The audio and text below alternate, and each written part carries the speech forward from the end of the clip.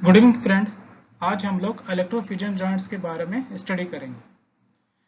Electrofusion fittings जो होता है इसमें एक हायर रेजिस्टेंस केबल रहता है। यहाँ पर जब हम फ्यूजन मशीन से जब पावर कनेक्ट करते हैं तो जब पावर सप्लाई होता है from one point two another point, यहाँ पे हायर रेजिस्टेंस केबल होता है, जिसकी वजह से क्या होता है, यहाँ पे हायर रेजिस्टेंस की वजह से हीट प्रोड्यूस होता है, जिससे यहाँ पर जो पॉलीथिलीन मटेरियल रहता है वो मेल्ट होके ये पाइप को अच्छे से स्टिक हो जाता है। यही मेन प्रिंसिपल है इलेक्ट्रोफ्यूजन जॉइंट्स का। Basic formula for electrofusion joints is heat equal to I square RT, where I is equal to current, R is resistance, T is time taken. यहाँ पे देखिए, जब हम यहाँ पे फ्यूजन मशीन कनेक्ट करेंगे, जब करंट पास होगा from one point two another point, high resistance wire की वजह से यहाँ पे हीट प्रोड्यूस होता है। हीट प्रोड्यूस होने से जो पॉलीथिलीन मटेरियल रहेगा ना, वो मेल्ट होके पाइप को स्टिक हो जाता है, वो लीक प्रूफ हो जाता है। सेम वजह से इलेक्ट्रोफ्यूजन जॉइंट्स हम लोग करते हैं। अब इलेक्ट्रोफ्यूजन जॉइंट्स में हम लोग डिफरेंट साइज के फिटिंग्स यूज करते हैं, जैसा 20 mm, 32 mm, 63, 90 mm, 125। तो ये एक for your understanding we have provided here coupler cooling time, heating time. So 20 mm के लिए 24 सेकेंड हीटिंग टाइम होता है।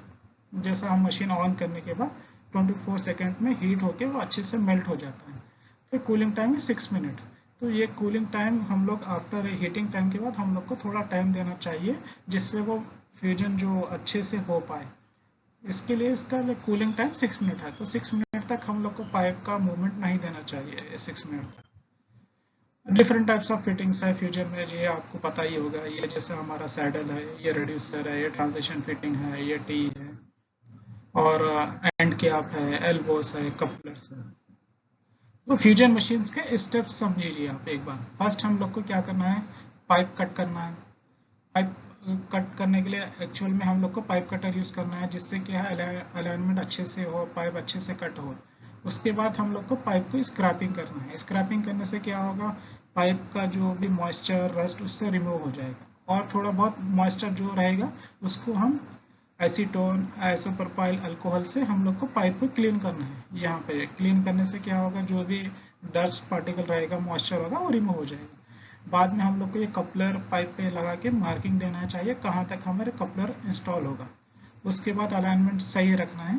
और देखिए, अच्छे से जॉइंट होने के लिए हम लोग को हमेशा ये एक्सटर्नल क्लैंप यूज करना चाहिए, जिससे कि अलाइनमेंट अच्छे से मैच होता है। ये अलाइनमेंट मैच होने के बाद हम लोग को क्या है, स्कैनर लेके ये यहाँ पे बारकोड रीडर रहता है। बारकोड हम लोग जब स्कैन करेंगे तो automatically heating time, cooling time machine automatically indicate ले लेगी।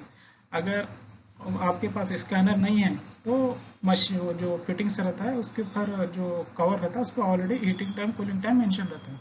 Same you can put in the machine so that heating time, cooling time based on that machine will work. Then first we have done cutting, then scrapping, then आइसीटोन से हमने clean किया है, उसके बाद marking किया है, बाद में क्लैंप लगा के अलाइनमेंट किया, बाद में हमने पावर सप्लाई किया, कूलिंग टाइम, हीटिंग टाइम डाल के हमने पावर सप्लाई दिया। पावर सप्लाई देने से जब हीट यहाँ पे प्रोड्यूस होता है ना, इससे वो पॉलीथिलीन मटेरियल मेल्ट होके पाइप पे स्टिक हो जाएगा। तो इसके बाद हम लोग को कूलिंग के लिए टाइम देना चाहिए।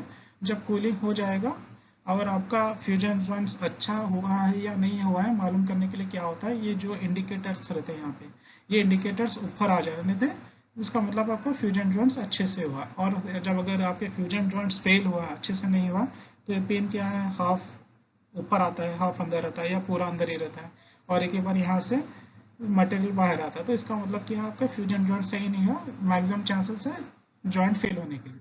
इसके लिए आपको प्रिकॉशन लेना है। ये जो स्टेप्स है जो मैंने बोला है वही स्टेप्स है जो फ्यूजन जॉइंट्स करने के लिए। Thank you, hope you understand.